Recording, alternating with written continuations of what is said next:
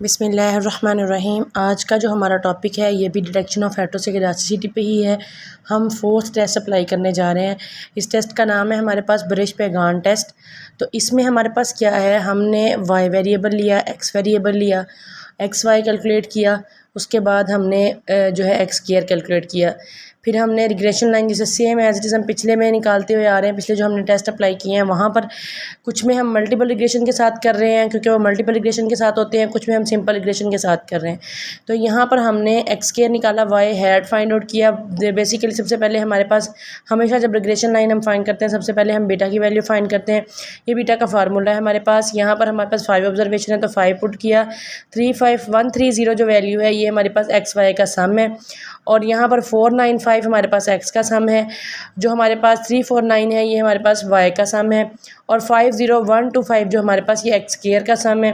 5 observation है तो 5 हमारे पास एन है, और ये हमारे पास बेसिकली जो यहाँ पर हमारे पास 495 है उसका स्क्वायर है, वो हमने प्लग किया। पूरी वैल्यू कैलकुलेट करने के बाद जो हमारे पास फाइनल यहाँ पर आंसर आ रहा है वो आ रहा है 0.517।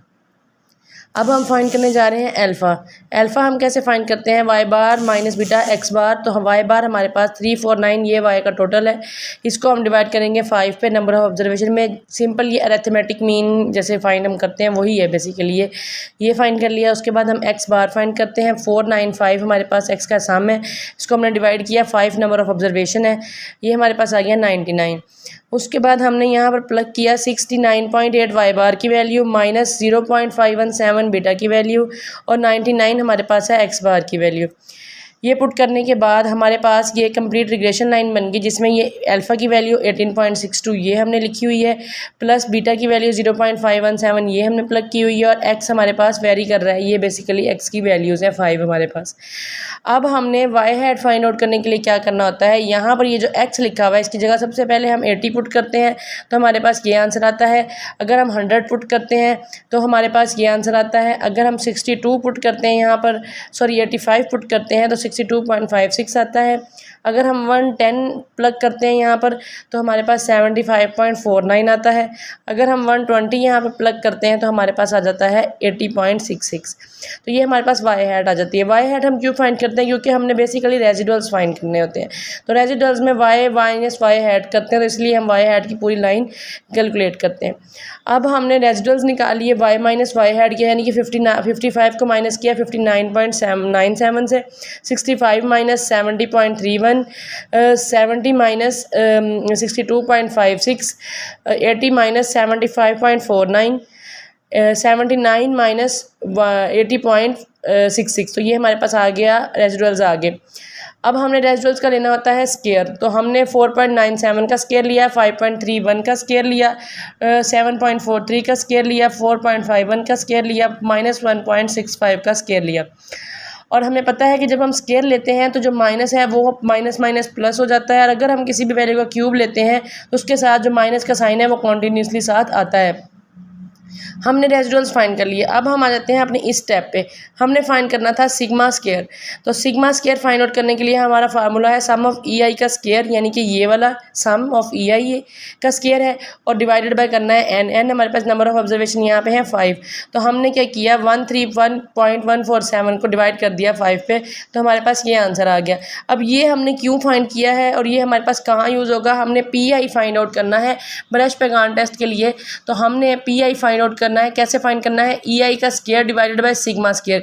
तो ये सिग्मा स्क्वायर की जो वैल्यू है, हमने ई आई की जो वैल्यू है 224.70 को डिवाइड करना है 26.294 पे, 28.19 को डिवाइड करना है 26.294 पे, 55 को डिवाइड करना 55.35 को डिवाइड करना है 26.294 पे, और हमारे पास जो है 2.75 को हमने डिवाइड करना है 26.294 पे। तो ये पूरा पीआई का हमारे पास एक कॉलम आ जाएगा, इस तरह से इसकी वैल्यूज आ जाएंगी। ये बेसिकली इसका सम है हमारे पास। उसके बाद हम आ जाते हैं नेक्स्ट।